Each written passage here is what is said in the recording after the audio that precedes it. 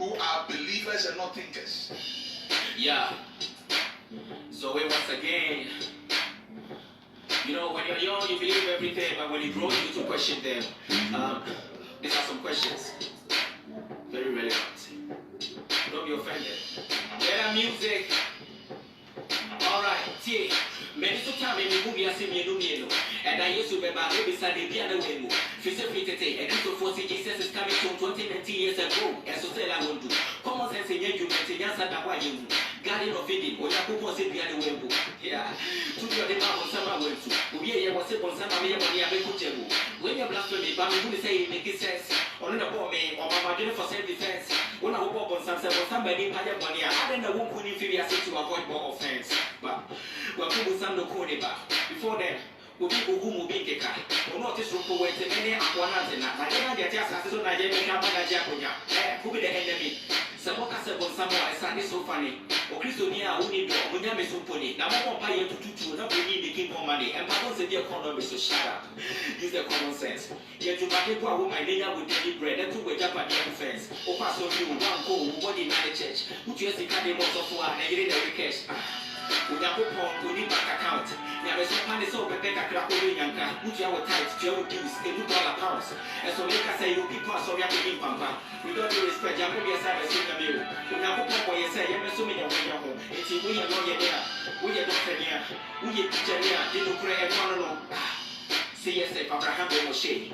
Nana Yato Kantama Kagana is a religion. Tabe is an answer here to the people. Yatu Yakocha National Kofa Budiano, which you did the friend was saying was your friend Frederick. And so who will be your friend of Kofi Kunto? Yaya identity. So who will be called the brethren? Do this and they get it, that's what we believe. I didn't know what they bring. We didn't know what we did. They can't have what they can pray and they talk to the Africa. Yatu Yanima. Yo, Abusiafo. Yemobi akaba echiwo bia yemobi ajo enadwumbre nso esanhia biom esanbesua de foforo na sana da bia ya ye no ye baso ana ye de aseda kese ede amamu nyina common sense abusiafo ba bibia obi a enwumbre yi eyamsonfo odumora desanwokoje ayedu akegi ene mi ankasa menipa yankasa ye nipa p black ene enwumbre ye no mu ayede ya hia no the boy freedom and then you bring no Abraham Bimoshi and then DJ Fua and then you bring only producer or producer BBPR on a studio ha or should be BBPR say no bed and no be koyi say BBPR and touch ma DJ Fua and you bring Yamawado and then so you have to what you madino so I'm say embre economy we don't have time to waste because last make assembly say o sori a ese wonyane obi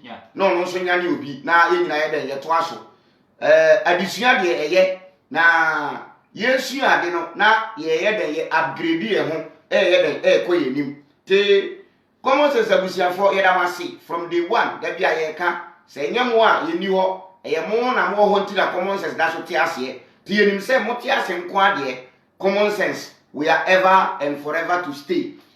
No bagawaya baby bia ntimi nye common sense because omo mo ba yesen ko mo be ye bibi no wankasa mo hu mo awie ye te ye do bibi ase eno nyumre ye betoa endo topic no so the biblical heroes never existed te ye toa so ende de ye be kotu bo so na nkasa ye fe ni Jesus Christ na ya check na nimu asem ne ye fe ni se kwa mo fa so wu ye na ya de ye toa disua no so mesre we a Christo ni na uba page so a wo de ya men nidi aten mesre wo se o Bible quotations no ye quotu a wo so kona kwa hwehwe na te na hwe se etisa ana se ye de entisa eya amanfo di fake account ya we ye nim se asofo no e di fake account be hwe ye but ade na no mugu so mo ye de o musua no nti mo nkoso nye den ensua de ye gusu a ye den em se ende kan ho a me fa ne se ye wura coronavirus oba ye em se adubu so ni mfinfin eguso aye de yeko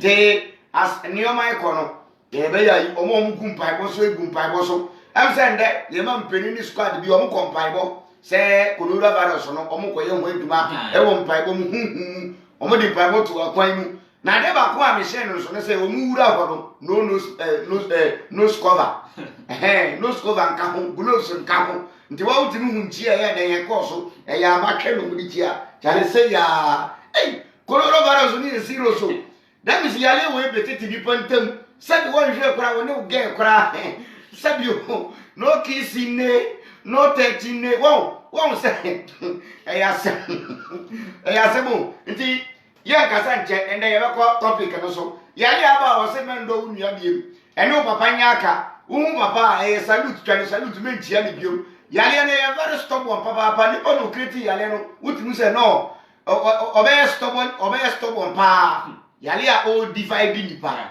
te ye beko endless no so na den ya bebe ho adwe e wo bible num ye wo quotations bia wakan but bia wo dwe ho da nti Abraham bi Moshe da bi o kan say bible no ye wo surface reading ye wo kan eniani no eno na asofo ne akristofo ye de no omo bible no mu kan surface no but deep ne de dabi omu ne de omu ndu ho bible no say wo kan deeply you read with your brain with your common sense reasoning any logic but say wo kan eniani a wo de wa koma na ye den ene kinkan ena akristofo kutamu no kwa so de mo kan ya no magia di saa omu kan ya no magia di saa enu ntina ye ntimi nye de enkoye ni ti na numbre mesre wo ba so abombo se wo be share video no na wa invite we wie so akai na subscribe to CSF TV any common sense family e wo YouTube wo na ye de na ko hwe ni teachings ni de ye gusu saa ye ba ni pa 2 pe na be hwe ye kora we don't have problem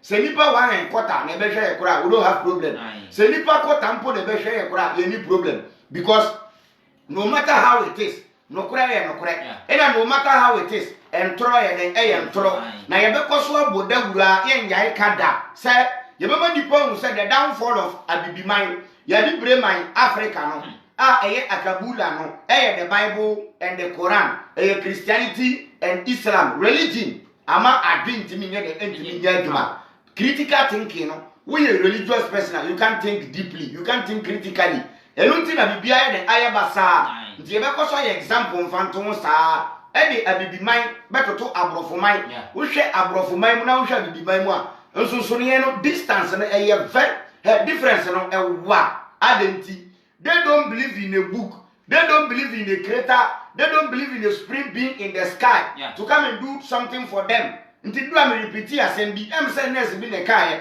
o say won say afedie ye toto nsolimu a ye bie hospitals ukwa eburochira hospital o mo good system ambulance papa enye dem ko sabra na nsan sabi aye you know wow o mo good system eno na sabi esese nipo de sare ye de boy bra ye ma adwe ye adwuma ye break adwe na entimi discover nioma bi na entimi buo nipo de sani e wona bra bom enti ende ye beto aso na ya hwe de biblical heroes o biansi asase we so da bia ya eka utimi ka uko way back to primary 6 and primary 4 omo say hawk and chicken ana me boa akoko ni hawk and hen ena o ka tell say people like can good way okay people like we so baby class 4 when class 3 class 4 akoko ni akroma indomie baby o indomie baby wa kan bi da wow story say akoko eni akroma ena akroma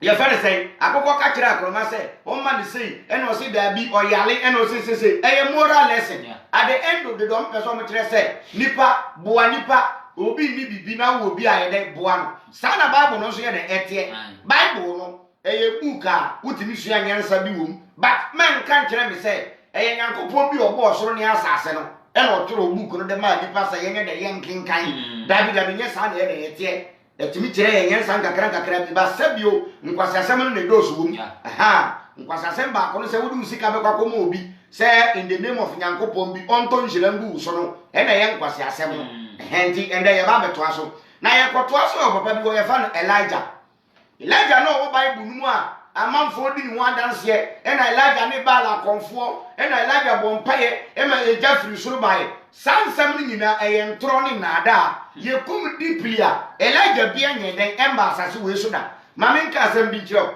won se we ya santini we ya munani we ya kroboni we ya nsimani tribe bia we ya den wo firi mu no ye wade bi e fa no say name nti mi ameti ai ye surname eye ensenwo koji nsen wakoje nti mi family ni nyina eye nsen wakoje tetete na ne din aba nsen wakoje tetete na ne din aba but wo ba Bible nu mu a Abraham a oni senem Isaac ni senem hwe nkese se Abraham o Isaac no nkese se Abraham o existe ya nkese se yedi ni senem efra ne ba Isaac na yedi ni senem efra ne ba Jacob na yedi ni senem efra na asefo nyina papa yote ya o senem senem ye fa ne sen Lati omo senem no me bra DJ fo a o senem ye fra wo sen kwati ni senem no nti wo kwa abusia ni mu a eye kwati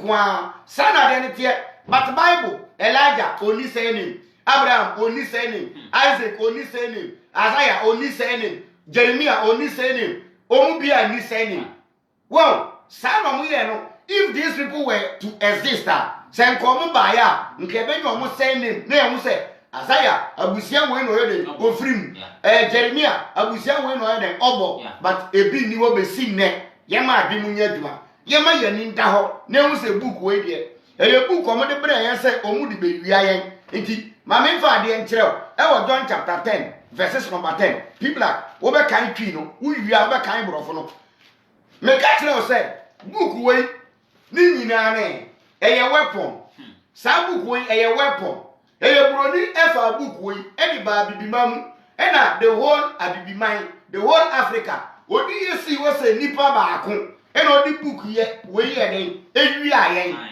owi ayen den ye gold omo di book na fa ko ye ye fa ne say diamond omo di Bible na fa ko ye timber omo di Bible na fa ko ye nti ma me fa de nkire John 10:10 o se say John 10:10 kan o se say was ufo emma o se owifuo emma Jiso obewia. Jiso owifuo ni bewia na wakum na wasai nti aha no okinkan ye no wa bi be che say ye hwan a mo be ka say ye bonsam mo Bible no so anka bonsam hwe a Christopher mo wo suban bi a mo di ye teachings we were Christians before embre bi twa mo na ye ya Christopher na ye kita sa suban no mo ti bi ka asem hye Bible embre kuro ni Bible mu ebi ni se ukọ the book of Genesis a omo se Nyankopon bo neoma mienu e na obo Adam nkwa e na Adam bisa Nyankopon se Nyankopon adenti da obo neoma mienu na me nkwa de obo me nkwa ebi Bible quotation ba bibia number 1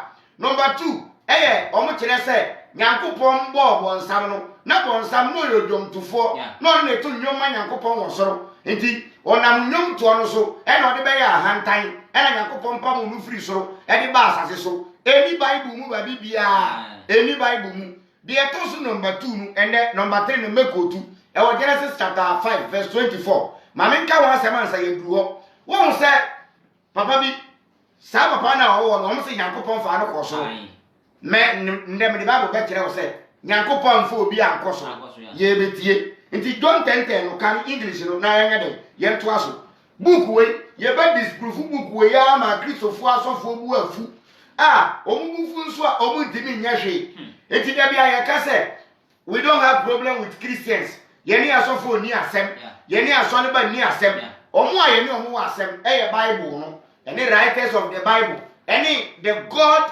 inside the book nyame no wo book no mu no oro na ye bisa no questions ye bisa na se so ni Moses bi hia mountain Sinai Moses owe ni tu owa aso tu ne woni tokoro ye mienu owa ano owo ti menso bi ye nipa sa Nyankopon no o hia Moses ewo mountain Sinai Nyankopon no ende na gwe mi beda ono nso nkasa na mintie bi mame nakora onkasa na menye de na mintie we na ukoka na obi si wu challenge Nyankopon na wu nyi Nyankopon di hwe Bible ye twere no wu nyina ho wo mame ni ho wo papa ni ho na last me ka no owo ene oba ne kasa no mintimi hu kasa kora na omo ye de omo ka picture bi ba video bi ba bon ti se ya chisofo bi atum ende me kotu quotation bi wo se mu Jesus no oni ba bibia people like what be akinkai was it John 10:10 John 10:10 the thief comes only in order to steal the thieves come only in order to steal kill and destroy Mamika asem kiro when the white people came to Africa they came to kill they destroy and they stole we. They stole our natural resources. Our gold has been taken away. Our oil has been taken away. Our timber has been taken away. Our cocoa has been taken away. They kill we and destroy we. And then destroy the brain. The white people destroy our brain. They kill our brain so we can't think critically. We don't have critical thinking. We don't have critical thinking. We cannot think critically. So we are lazy in the brain. Maybe to me pray, say Christians don't need hand sanitizer. They need brain sanitizer. At least over the modern hand sanitizer, Christianity, is corrupted more than coronavirus.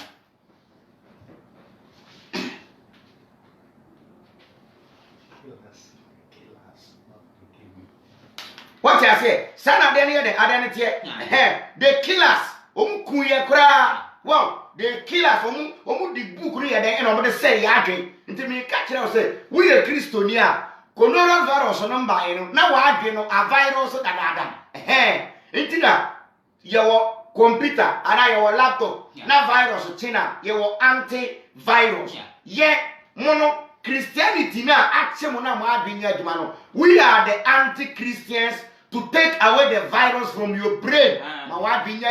Now your brain is corrupted. Religion has corrupted your brain. You can't think critically. You don't have home and say if you answer a brofono by you lose if you answer.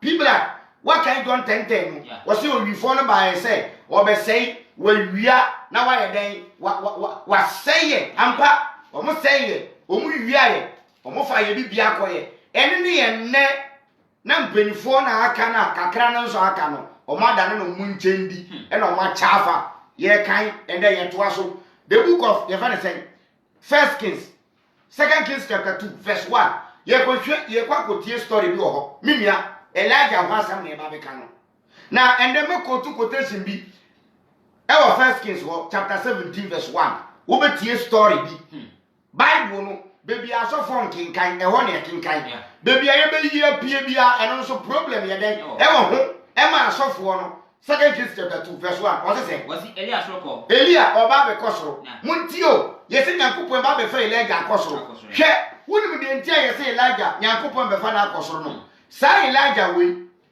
according to the Bible we wura Bible no mu a ye nim ni papa ye nim Elijah maami abusia Elijah frim ye nim one say Bible no wura baby a yetimi ka say ena wei enkora ehyafe wo Genesis ena wei but wo bedu mfinfin a eno no saa asem no yenti bida enti Elijah yesi nyankopon fa no kosoro Elijah nyankopon fa no kosoro obi oni maami ya nwo no ye nim ni maami ye nim ni papa me throw challenge wo Kristo ni a wo de Bible be kire mi abusia Elijah frim Elijah na tribe Elijah free so ye Benjamin ni o ye Judah ni o ye fane say God ni say o ye Zebulon abusia won say ye 12 tribes of Israel tribe ye fane say Elijah free na Elijah awofo this means these people never existed oni maami ni papa o Bible nu Elijah ye tell the story and say oni Elisha ye den enam o command ija anani boa abusia be free Mimi wabusia mi free. Nte wo hwehwe ma chiri kwan a makira wo say ai ko kete krachi e wona me da mi free. Me papa ye fa ni sei, me ma me ye fa ni sei. Sanso na won so wutie mi. Enam say wo exist ye no. Ye wo wabusia ye betimi atrezi wo. But Elijah enam say why exist. One manti ye hwe na chiri kwan a ye nya no. People are wabia kinkan na baba mu ndam batin sem kan wasi wade be fa Elia ehuma akosoro no Ewrade ba be fa ye fa say Elijah akosoro Elijah kura kantro me be trewe ntro Elijah kai Elijah all kantro odifu a all kantro like your God like you monyankopon kantro na mo so be kantro kai o say Elia ni Elisha if Gilgal ko na Elijah any Elisha o mu fi krobe ye fra wo Gilgal ekoi na Elia ka che Elisha say me ba to mu nti o me be kire on tro Elijah enka ena Elijah ekatere Elisha say Mr. of Nahe. Elisha me pa cho tena he Right, ask one more better. tio odika ekatere say Awurade aso na ohefa better me see oboa me see Elijah aha no oboa o dada Elisha o kan tora kire Elisha identity make asa by the end of the reading wobeti ase by the end of the reading akinkan na wiye no wobemu say no Elijah Nyankopon nipa wakantro odiifo Elijah wakantro nti eno nti da diifo adane atrofo because omu sua Elijah to asenkwe na Elia ka say ena Elia ka say na Elisha ka say ena Elisha ka say say Awurade ti ase say Elijah wo be dada hwe umfi se minim de akwakoye say Awurade ti ase na okra ti ase na wo Elijah wo kra ti ase meja ho bebi a wo ko bi a medi wechi minga wo ho na osim ekobetel ena omu si mu a ena omu ko betel na edifo ma wo betel no efidi ba Elisha nchen nti omu ko du betel no ena diifo ma na omu betel no omu ba Elisha nchen ebe ka chen say ena omu ka che Elisha say na onu say Awurade be fa wura efuti so akọ Elisha wudi say Awurade ba be fa wura Elijah afrimuti so akọ adena ko ete say like me father say Abraham bi Moshe ene me what you say me Elisha Abraham bi Moshe so ye Elijah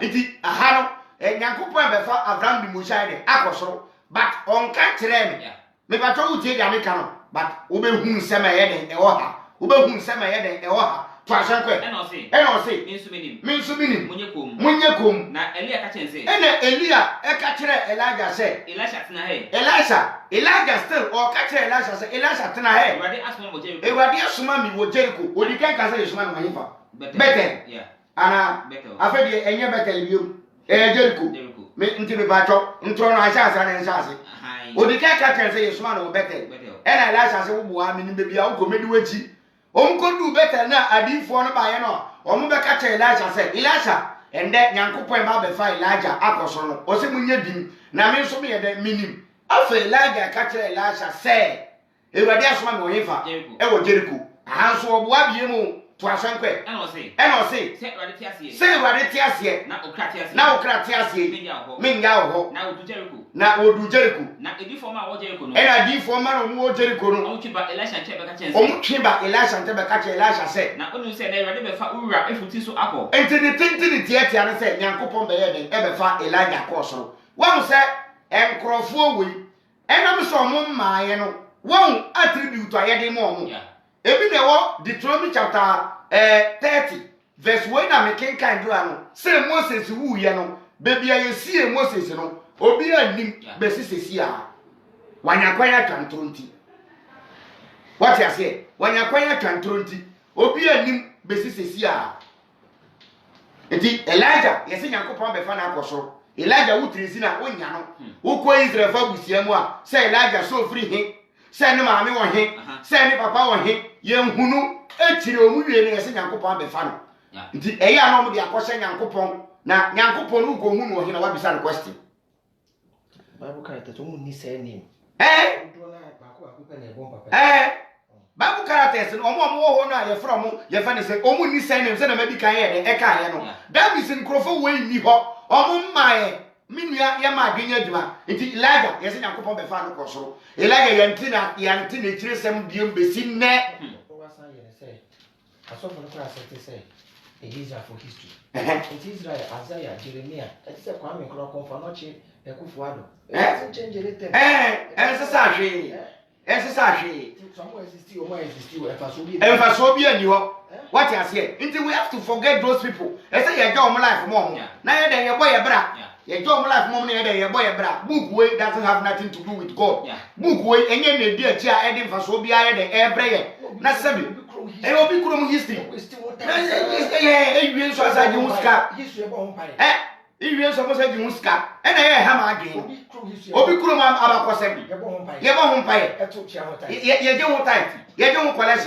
eno ye de bo ewurade adwuma na de Kwame Nkrumah ne ya asanto akoma Israel for say in the name of Kwame Nkrumah no mo fa tight mbra nka wo apantan nyina be wo apantan wo be free wo no be hu ka ye ma wo chance wo ho kra we ena kire say omo di book na be dada ye nti ya ma ade na nya adwuma ye honam no be de mebresa people what be First Kings chapter 17 verse 1 na me fa de kire omo na yenye den ye ntoa so ye wie ne aba Kenny Abel minua Kenny Abel bi ama asase so eye na da wo de mekotu akere osesi a hwe Bible no de nti a ye kotu na ye kenkan a eye ye wona kakra ne se bebi a wo ndwen koye no ehɔ na ye do be de ye do be fa Bible no omo twe no ye wo tipo a omo de omo ha they have a friend say ye kan say ye wo adwemu po a omo de twere ye nti sa adwemu po na ye de ye yi akere mo no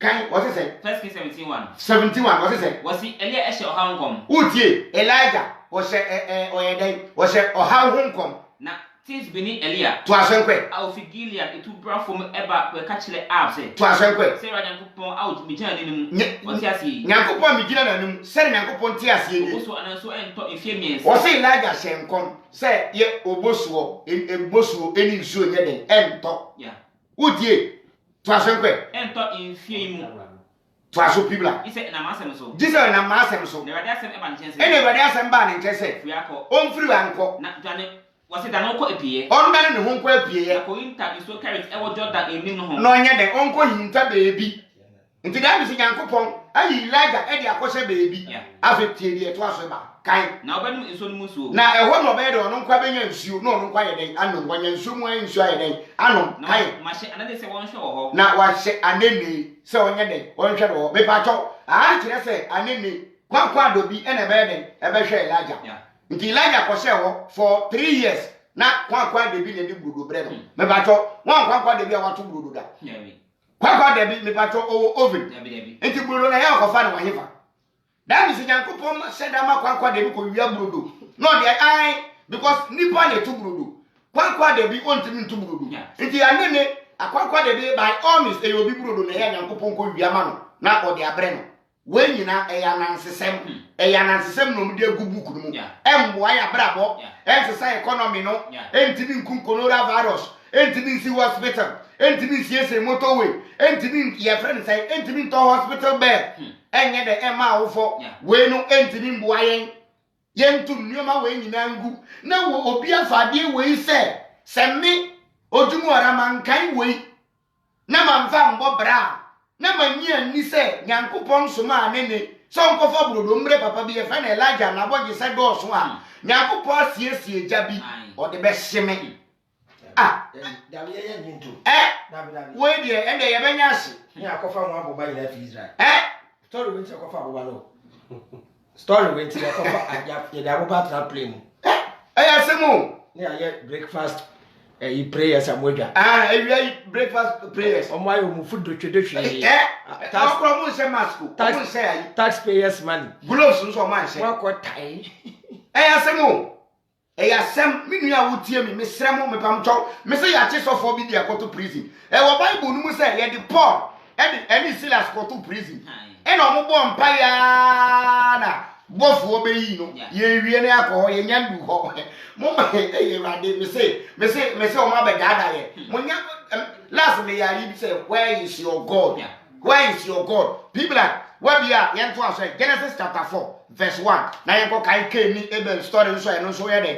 e wo ho me be kire say these people never existed ye story no mo kire keke e no mo de bre ye na ye gidi ye na book no ye gi adi ni anya ya pe yes so ya be hwe ma wan kwa asole a adichi na uko school a ya bebo Sunday wan kwa asole a Monday uko school a ya bebo Sunday wan kwa asole ba fe ye nu aduane a ya ma wo wo be da kom sa no mo de ye e no mo force ya no mo ifi hwe nkan se ba de sankura aban e create some force bi o ya yi bi se eburo ye fa na se uko eburo kira ye mforce akola ma no kwa asole o abrofo no mo de Bible no bre kro omo school mu kra ye ntere religion educate ye friend say moral no kwa na ye den ye kire aha no mo de religious and moral education dia bre ye geso omo kire ye moral education say na ye de adwen ye den ye adwuma na aha no mo de religion dia bre ye na ye religion ho na ye pro ena yeti religion ho na ye bre people Genesis chapter 4 verse 1 what is it Genesis 4:1 kan was Adam ehu ne yire Hawa o se Adam ohunu ne yire Hawa na onyisani ena onyensa ne ye na oke ena owu Cain na osi me bato tio ena o se Ewurade adaroma manya obarima Ewurade adawroma ma wo oba berima na woni nya Hebel eka ne ho ena owu ni nwa Hebel eka ne ho tio tie story no me shase na mko shase wo top mbese wo tie asenti to aso people na wasi na woni nya Hebel eka ne ho ena owu Hebel eka ne ho na Hebel ye odwahwefo na Hebel ono de na oye fulani oye odwanhwefo na Cain ye kuafo ena Cain nso ono so ye farmer na ebase ne bi echi no ba se na bi echi no Cain efom nyema ebe Ewurade ayi na mi so mko bo afode ena wo ko ka last me di kan o be ka so de ye fe ne se enioma apro ne ye nkaka ho eni bible num eni ba bibia ensem hunu ni nsem keka keke eye bosrem ka eni bible num so de enioma apro mo de asofo de mo pa ne se mo so ye de bibia ho pe na mo keka keke mo so ye de be firi mo anu aba na mo ye den mo keka keke people to asem ko na Hebel so de nyan makan awadon ni bi e na Hebel nso ono so di odwan ye den ekoye ye won krofo bi ono so kire se nyankopon pe moja nti eni nti na oye den oji odwan no wow ekeka bi gu nyankopon so saa because saa na book no so ye book na anya nyame asem na ewom e yo mo keka nsem bi di ma nyankopon keke e no mo fixi nyankopon in a book e no mo de bre ye to aso pibla na Ewurade eni so Hebel na ye de enti Ewurade eni so Hebel eni na ye de no na Cain na ye de na so Cain eni na ye ne de ne di anso nyankopon na ni anso na Cain bufu pi ena Cain ni bufu pi na omunai me bato mu ntio ena Cain mu na ye na Ewurade ka cheke se ena Ewurade ka kire Cain se na ade na bu efuo wo hwe story wo ye wo ha nyina Cain Adam Hawa Cain eni Abel eye nkrofofo nti mi pese mi bisa se sa story we eye Cain ne twero ya na Abel ana Hawa ana Adam ne twero eye de no munya story we twero ya tema asem we si ye na wan na e twere we gboko be ka se eye spiritual e kire na nyankopon yi kire obi na obi twere eye na da o ma da e too much omo de ya di abro people are to aso nko na Ewurade ke ka wasi Ewurade ka cheke se enya Ewurade ka kire Cain se na ade na bu efuo Cain ade na obu afuo na ade na omunai ade na Cain wani mu nyefe ade na wamunai na se uye yi a nka wuye ni yi a aka woni benti ana nka wani mu nti ana na se wanye yi me a bato mu nti story na enam se wanye ni yi nti boni butu ipna no boni ebutu upona no na wuti apa na ehwe na boni no ehwehwe wachira kwan na so di ne so na nso ye what na di boni no so na Cain ni nya Hebel ekasai ena Cain eni ni nua be Abel ye de ekasa ye na eba se owo efom no afeti eba so mu efom no Cain so ti anya Hebel ena Cain ko fa ba eno di kun ni nua Abel na okum no eno kun ni nua Ewurade ka cheke se ena Ewurade ka kire Cain na se hina unya Hebel wo Cain ehimfa na wunua Abel wo nyankopon onim bebia ni nua wo ehon na nyankopon okunu na nyankopon ada nti osole ye ngani so ye nukusukusu ada medical na wada na onim bebia wo nti na ni so ye ni bisi basa na obisa se wunua ne wo he almighty nyankopon all knowing all seeing spiritual seer physical seer all overseer nyankopon no ye CEO of bibia no embra Cain eku nua no Abel no wantimi ahu diso be bisa say wunua wo he ansa we me koka obeka say nyankopon ba ni party biam nti nyankopon de oba ni party biam a oye ni pa ne oma hwe lazo bi ka chem say Yesu na nye bone da owie ye no ka chem say Yesu mba ni party biam na wo ni pa onye bone da wo ni pa onye mfom so onye bone da se bususem nko ana aka hwe ye kom komo ka abususem tia obo ade a eye mu a Kristofo eni book we sa book na ye fe na Bible no abususem nko a enya bususem obeka tem sa nyankopon ni nipa abeda nyankopon ni nipa abeda kai people abususem se ya to aso wasi na Ewurade ka cheke se Ewurade ka cheke Cain se ena unya Hebel wo ehimfa na unya Abel wo ena o se minim na menya no so hwefo na mi sa no beka cheke minim wo nyankopon wo wani hu ade wu nim ame na mehu minim me nua no wochema na ena o se na ede na waye na unya moja etiem frɛ me unua no moja o etiem afrɛ me nyankopon hwɛ your God can never stop sin mo nyankopon ontimi stop bone mo nyankopon no se owotumi kura ofo abone so me na mkam kire enti time na Cain ni Abel twetwe omo twe manso time Cain ekofa aba a wode bebo Abel no nyankopon cannot stop enti nyankopon ntimi ntia ne se hey Cain menkunya enye ukuna abone baba menye sa. This your God never did that. Until last me catch us to be a Christian. Enye na ma wo sakra wa adwen. Enye Christosum, enye se obeye Christonia, e na wo sakra wa adwen. Eno kra na ma wudi bone mo. Se Yesu na wudi na chi na sakra. Me say na Judas no di Yesu na chi. Who can John chapter 1 verse John chapter 6 verse 70. Jesus se catch Judas say oye bonsam. That means Judas and Jesus actually still non sacred. Oh yeah. John chapter 12. Yes, no Judas no ye okronfo no ye ska. Enti nye Yesu na di na chi aye sacred omunia. Yesu na mudi na chi kwa na ama bone aye den adoso. If you follow Jesus, following Jesus is acquiring so yamao certificate to sin. Yeah. Yamao kwa say di bone na be sin ko heaven. Me na kam kire o. Yesu nyamba ye no na ye ni bone saa na bone wo ho but na ye ni bone saa bone abedi wesi afa adwaman kokonsa krono insisie pesebe nkominya eni bre abedoso no eye bible no ne baaye e na bone doso me na kam kire wo eye kuku ne baaye ntina bone are den adoko no wesi no na ye kasa mo mpese ye bekoso akan so ye beka wo ye bekoso disprove bible no obi antimi mba obi a no ye na no de obedia ono so na edwane ye no ono na odwane ye no odwane obedia wadwane kalo to aso people na to aso na ye ko yi point na to aso what say na afi wa dumi ofi asase abi na no agi unya wo jesu nsem no so se nye nyankopon wutimu na ye den na enye bone na wo pese wudi dadada adenti na okuni na wanka nche no afi bi owie ya wo domino nyankopon odome na bode to asankwe na se wodo asase a na se wodo asase a enkoso ema no ba ebio enkoso ema no ba ye biem na wo be okuboni ni asasa boni eni asase so boni wa asase ni e wa asase ani na ken ka che ade se e na ken ka kire Ewurade se na bone so ade so chen se betumi aso a Ewurade boni a wode ama me de edoso ntimi nye de ntimi soa yeah de woto aso a obeka to se nyankopon pa mu ken e na ken ko asase foforo so e na o ye de okọ wale ye me ka kire say it's a story book. This thing never existed. These people called Cain, Abel, Adam, Hawa. Omu bia ma asase we so da. Na ye na da, eni ntoro, eni anansesem, ena omo to kire ye. Ena ka ya adwim, ena ya fa no welcome. Ya fa nyame asem, ye ni achi a, ye be ko bonsam jam. Bonsam jabe. The last me bisa say bonsam, eni bonsam ja. De wo na Yakobon di kan boy.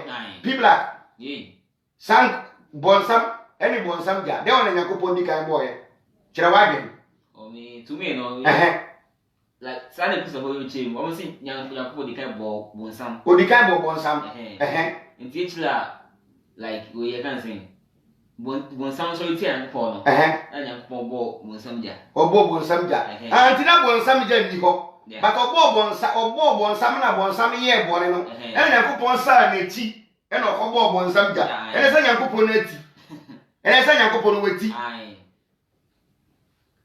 that means na bonsam ja nka Yakobon plan no enka ho but bonsam ye bone no ene say sa na tell am nko boja na me fa se bonsam ne na pamfo emergency plan we emergency plan asem si ya na Yakobon wa ye bibi ye ma adwenye dwuma minia we nyina ne nsem ese ye bisa ye ho we dey find critical questions ye bisa ye break ya adwen ye ask critical questions emoye afen ye to aso Genesis 5 no verse 24 Genesis 5:24 ye say papa bi ye fa ne bibi Yakobon fa no ko soro e ye ntro Yakobon fa obi an ko soro Yakobon fa obi an ko soro obi an ba sa na Yakobon so na Elijah Yakobon bi an fa Elijah bi an ko soro ye na da Elijah bi an ma asase so wodi wani ato Elijah so say Elijah wa be ka nyame asem na Elijah ni mu asem na be je nkwa ende wapida to asankwe Genesis 5:24 what's it saying na Hedok ni Yakobon nante Hedok eni Yakobon nante na otu yirai efise Yakobon fa ne ko yi aha ko Yakobon won say da bia me ka kire mo say Christopher ye wasem bia mo ka she Bible mo ka she nyame o si otu yirai Ewurade fa no ko yi me ba Yakobon e fa no ko yi o ka so de no ko heaven o ka so de no ko heaven nti ade nti na ya mo ka Yakobon fa no ko soro Yakobon fa Enoch ko soro no eni Bible no eye mo a Christopher na mo de ye de mo de ka ho obi ama ya ye fra na Enoch eye na da Enoch biansi asase we so. Oma dada ya che ti ye ma adwinye dwuma. This is the embrem we ne say ye ma adwinye dwuma Mr. Christoni. Na jai collection ni tight na wo ji wo market ye fa ne say edwomfo maame no omu digwa omu ye omu ya me mobo maamefo omu tonto so ni momo ne nikako eni jenne ni nchene wo edwom no eni kaya yofo a ye digi omu tax ti oman no ya chafa me fa ne say oman no nipa no ma chafa politicians wo ha and our software so the religious politicians asofo ni adifo and our national politicians yanom fo ntra ba ko so ni King Solomon 1 Kings chapter 11 obi awale 700 na ne yire nkwa ne mpra nkwa 300 na me boa won so ma da ye nipa ba kwa betena asase so to akode kan na entie 1 Kings 11:1. 11:1 what's it saying? What's it? Na Solomon edo man na fo bebre e ka fero baba no ho. What's Solomon odo man na fo bebre e ka fero maba no ho. Woni Moabfo. Amonfo. Edomfo. Sidonfo. Ni hetifo ma. Any hetifo ma. A ofi amanaman. A o free nations amanaman. I radi come on asem chi Israel say. Amanaman yakopon ati Israel for warning say. Wa mo ko mu. Mo bia Israel bia wale gentile no. Na won so emba mu. Na won so mo wale Israel for no. Na ampo be kuma ekodi omonyame ne chi. Se mo wale o ma o be dara makoma akodi omonyame na chi. Na so won na Solomon bota wo ho. San crofo yi na Solomon din ne ho ko bata wo mo. Na owo nom ahene wase. Na owo nom ahene ma ahanson. Wife nko 700. Nipa ba kwa betena asase we so. Me pa cho ono nko awale 700. Minua wu se ya dada. Wu se asem we ntro. 700 do. Nipa ba ko 700. Solomon yi so ye ko mu a all 4 pe. 4 pe. Obi abe wale 700. Na me pa cho sa 700 no. Wasi dan ba ko. E na 700 do mu nyina am say ye fa say verse 14.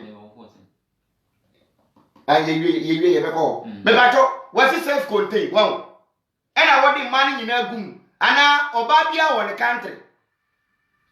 Ti wo wale ba ko Togo. Nti sabi o person ni Togo ni da na wa ore na akoda. E na wale ba ko Burkina, o person ni Burkina wura da na ore na akoda. Sabi wo wale ba ko Senegal na wa be twa mu akoho. E man kwa ba ko 700. Aden Solomon aden.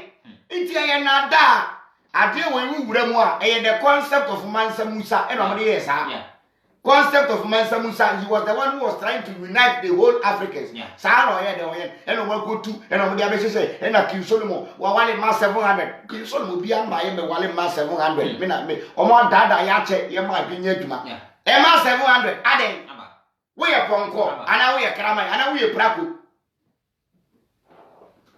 No kwa banane Kristoni atade kokko wura aji wo ye di say no. Solomon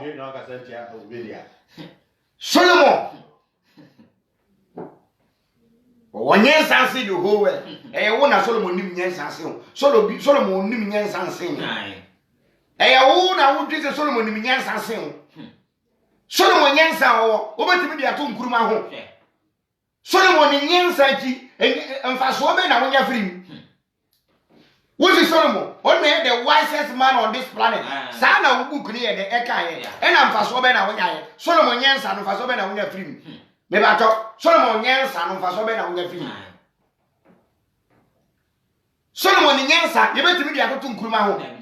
Kwame Kruma, the Yansan, Pamua Brofo, and I'll deal minor. ABC woman, Minumi, and there. Wanya cry, Wanya Etia Shama, Wanya Shama, Tia Solo Hop. Abe Solomon Yansa no or the asasema. Say Solomon nim Yansa see the whole way. Why the catch you? Eh wo na Solomon nim Yansa so. Me nim abusi afọ na me papa de. Solomon nim Yansa see we Jimmy kura see. Solomon bi nim Yansa see wo na buga catch you say obi nim Yansa see wo. Ye fe ni Solomon. Masa asem me ya. Asem me ya pa. Catch them say, Papa, you book me a friend Solomon, only minions are saying me, or ever, Monche de Mammy. Sa Solomon, Monche de Mammy. Now, me Pisano, ma 700 no nyensa be na ode nya omo na sabi oya den ni omo da 700 ye nyamba ne mperafo so ma nkwa 700 because oni nyensa sa na omo create book no because oni nyensa ntina ya pem ma e de ama me ba cho Kristo ni awutie mi wogi ni se Solomon ni nyensa wo no ni nyensa sen mi Solomon bi ani nyensa sen mi enye Solomon e mama duane die nyensa da mitim Solomon ni bi Solomon bi ba ye kwa won ni bi kura me na mka kire wo ye ni nyensa se sankrofo no omo bi akra mti ba bi mbae e dada nkwa no mga dada ye people to aso ne nko o se oso yere no nkwa 700 ye go tie ni prafo o se wasi hwemna kan people na omo di book di abreye na omo fa pen ni paper e na omo atwero ink keke e na omo twero ye e na omo de breye na omo se yenye sabi ye na ye jimi ye na yenwe e nyame asem nyankopon akasa wom nyankopon bi ehia papa bi efe ni Moses ti sa nyankopon no se nsem na wo book mi ono na ka ye nti munyinni na daachi o ma asase papa bi aye den atana so na yesi koli because wo fa book na sikadie wom je bi ma fa book no e na mo di diska people atwa na awole no ahene ma hanson a wife nkwa baako 700 e pina fa hasan eni mpara fo baako sen 300 ntaye sen aye 1000 nipa baako 1000 minua wo de lesson man to aso a wotimi se woi nko ade eye ntro 100% ntro woi nko ade 100% ntro eye ntro na da ni kontompo Solomon bia ma babia embe wale 700 ni 300 bia o ma dada ya che ye ma adwenye den enya aduma afi ye mbra me last quotation what it see in total me 1000 right only 1000 and only pa 14 pen e wo ye ai en kai no only pa 14 pen e wo ye what it Solomon my do say 4 oh as I wish you say mu twa 25 so tinkai no na was na only o mo tra ai o di dia to o so keke mama wo wo oh me fi o mo afi ya Christopher me to challenge amam why say ya Christopher me okumasi ana me boa yere na go to prison ana yere na go cells ya Christopher hwe me ka kire mo say enkrofo na ye bubu omudi wo Bible ni mu Jesus no o bu bia mayo Acts chapter 4 verse 33 yen hwa de bi wo wo wi awa ba 1 Peter 1:3 na yen kan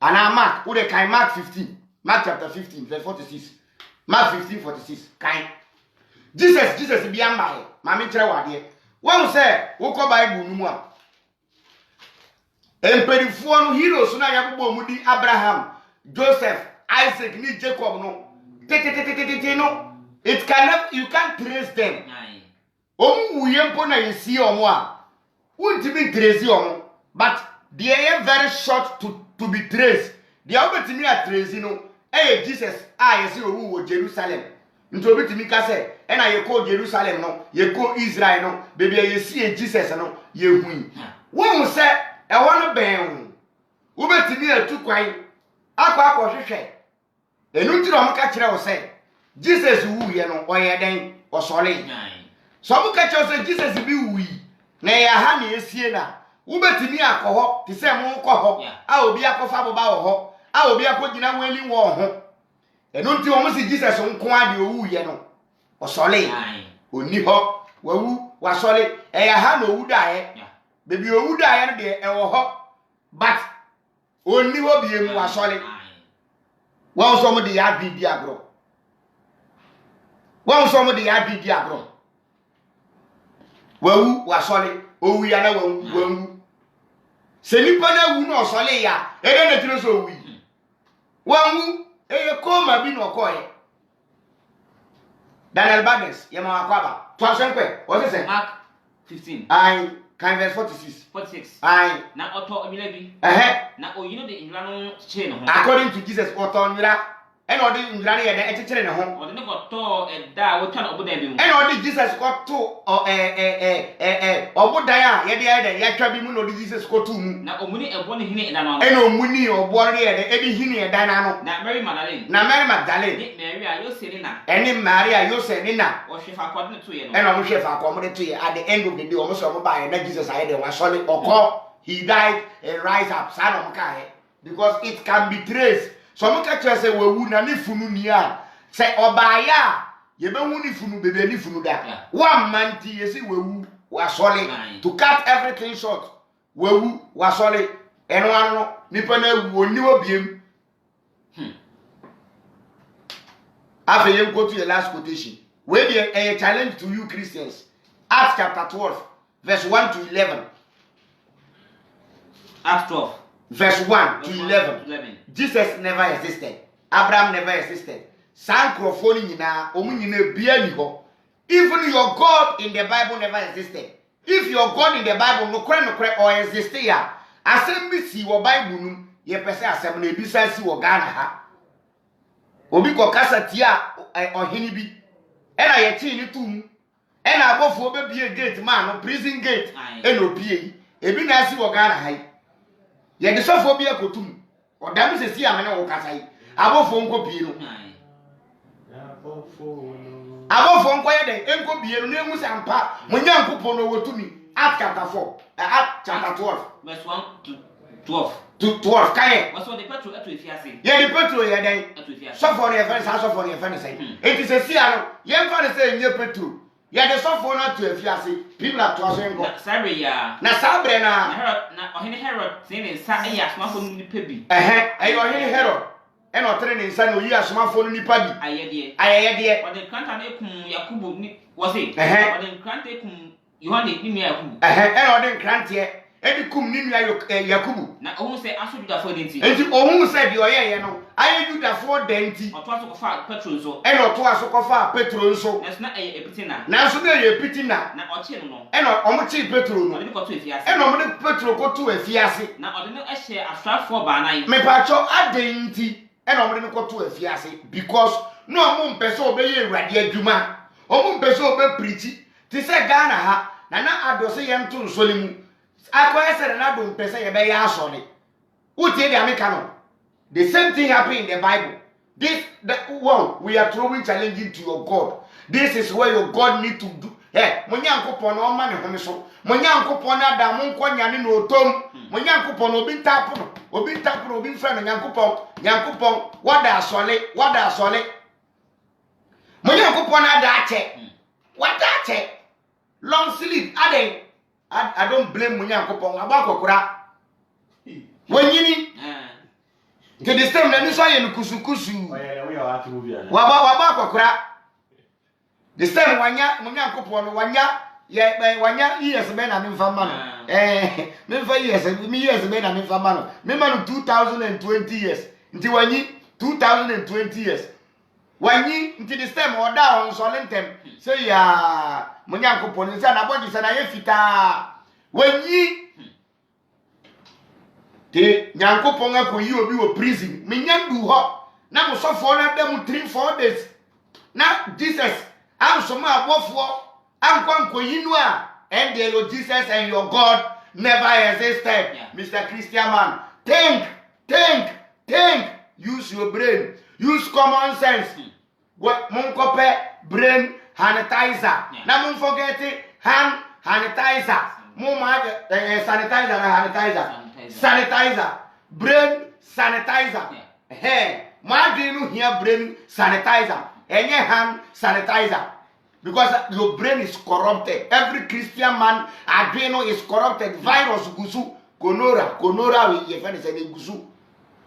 Momo de kura coronavirus no kura de so. Momo de is just say I don't know minimum said I make you a Christo for adwi. Papa penny when we university what bo degree, ekita degree. Now what na so dem mu say, sabi won na we yamu ba bi and a book we say, or na nkan no nkere wa say. Job chapter 4. Job, will you announce if I speak? Now I catch say we na maka no, and speak. Now spiritually no, e kire bibi foforo.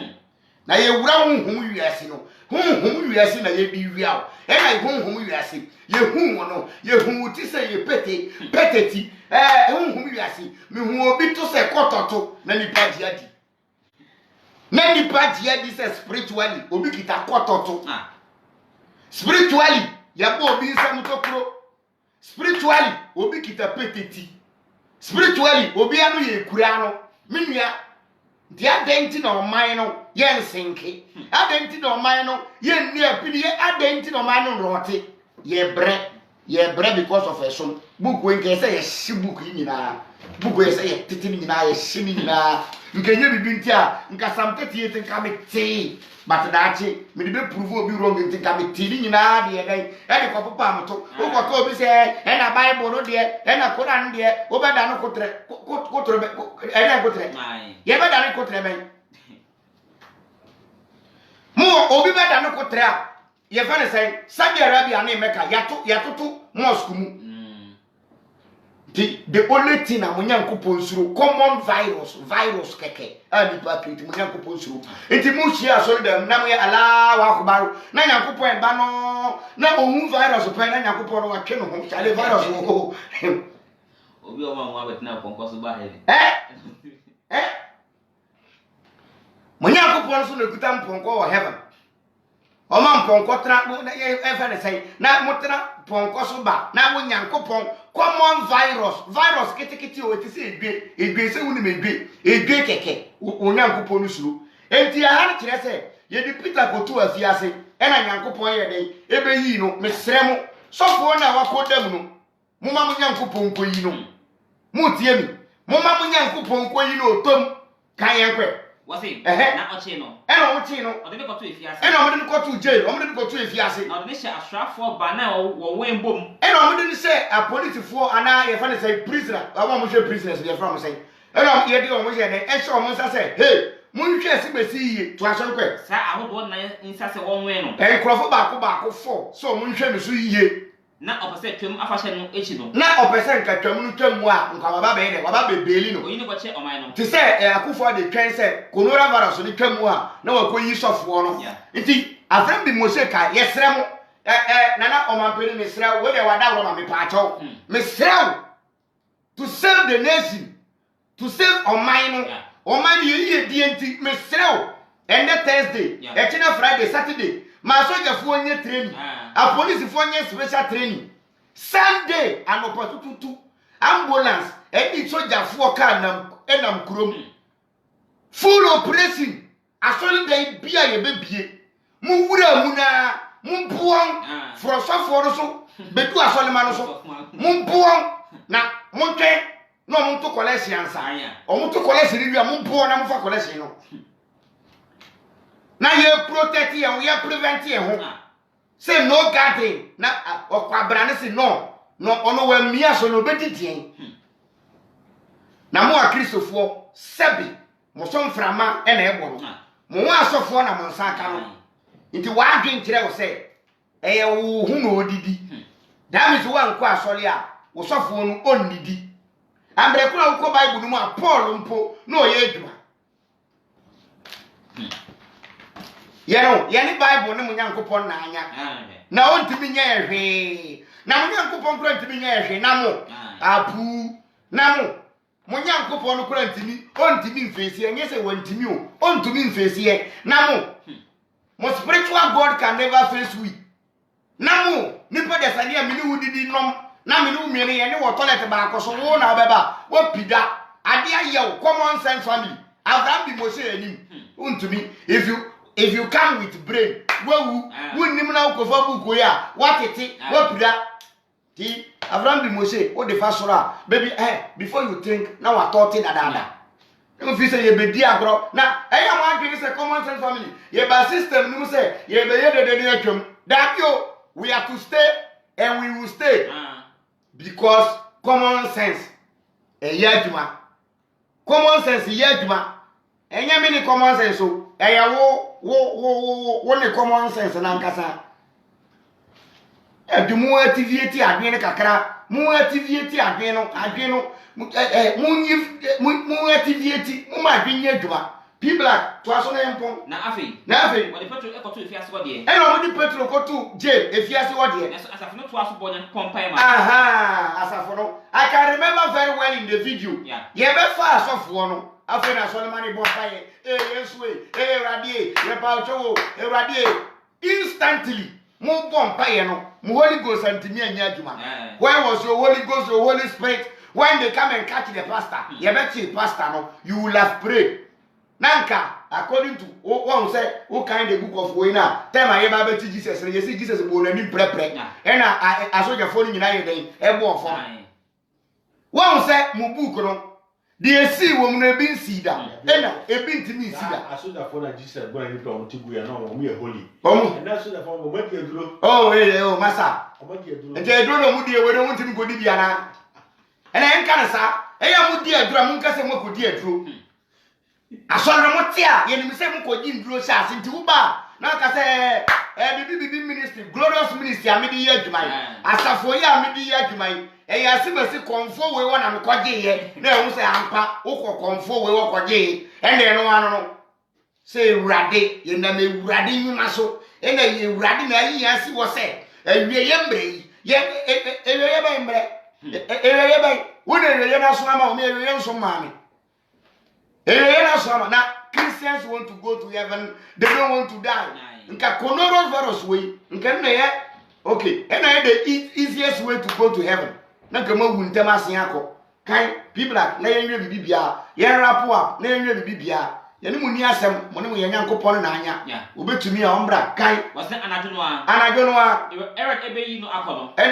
Then and I gonna hear there Herod ebe yi no akono. Nka Herod ba be Petro akono. Na Petro eda swafo be no ntem. Na Petro wada e friend say soldier fo mienu ntem. Ah oni koso mi ne gu ni so. Na omo the chain achechiri Petro tio kan. Na awefo ojechi. Me fara say handcuff. Na soldier fo no mu gina na ho no. Wasi. Na awefo ojechi na efuna no. Na awefo na soldier fo no mu gina gate na no. Erestra efiase no. Omo ye den. Ona like worry stra efiase no. Like omo be visit ho no. Omo be sra ho no to ahwe. Na hwe. Rade bofo be jane nchen. Ene rade bofo e be gina anwemfo ne nchen. Na den mo hyene. Ena e den wo because bofo aba ene den wo hyene. Na obopetro nchen mu nyane nze. Ena bofo no etapu Petro ne nfin. Ena o ka kire ne se. Sorry ntem. Petro solentem. Na ne koso no efini saguye. Na handcuff no efiri Petro saguyi. Na obofo no ka kire nse. Ena bofo no ka kire Petro se. Bo aboso na hye mpaboa. Bo aboso ye be yi nti bo aboso na hye mpaboa. Na we sa. Wo story o muka na Petro ye sa. Na osense. Ena o se ne se. From tuma na di mechi. From tuma na di mechi. Na ofredi di mechi. Ena Petro free di no di bofo lechi. Na onim wasi. Na onim se die obofo no no asempa. Na onim na Petro kura nya we se bofo ne be yi no. Asi. David. Nti to aso. Efi se. Na osu se ohun de so ade. Na I say onya vision bi nti no nim se bofo na abenya abede ababe yi no. I say onya vision bi to aso. Na otwa awenfo a odikan. Enti odikan ka anwenfo na mis wocheme na omudikan so jafo na omudikan no. Omudikan twa won ho. No wana otoso mini no ho. Ene de omo toso mini no ho. Na odu dade puno ede kokro no mu no. Enti omu ko du gate na ye di kokro no mu no. Eno ankasa bie mo. Eno no ankasa the spiritual ye bie ma omo. Na ofredi twem bro no bakoso. Eno omu die omu fie di etwa mu obro no bakoso. Entemara. Abofo ni jan ho. Ena abofo no ja Petro ho. Na Petro eni ba ne ho so. Enti afi na Petro I said that so no ate conviction no abadi adiso ani kan ena Petro ni so te no. Na okase. Ena okase. Na afi na mahu ampase. Afi na mahu ampase. But asma no fo abeyi na efi Herod nsem. Uhun se ohun senkyere ne ansa oji adi. Afi na mahu ampase Ewurade asoma me bofo abeyi na efi Herod nsam.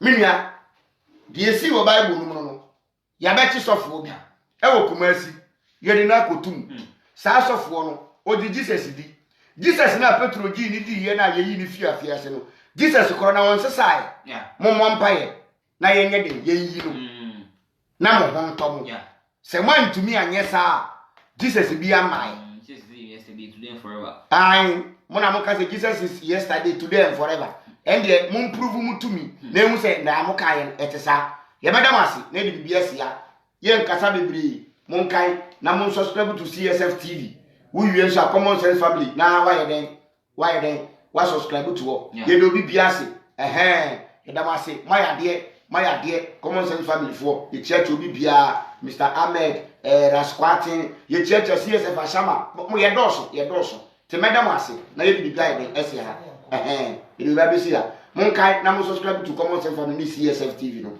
Every papa me be say Yeah, P Black blinks, P Black blinks. Yeah, P Black they blinks, £60,000. Yeah, 60,000 pounds.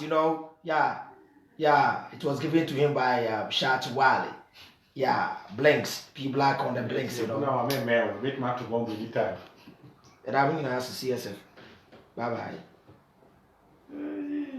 We are showing you, Okoro. Yo.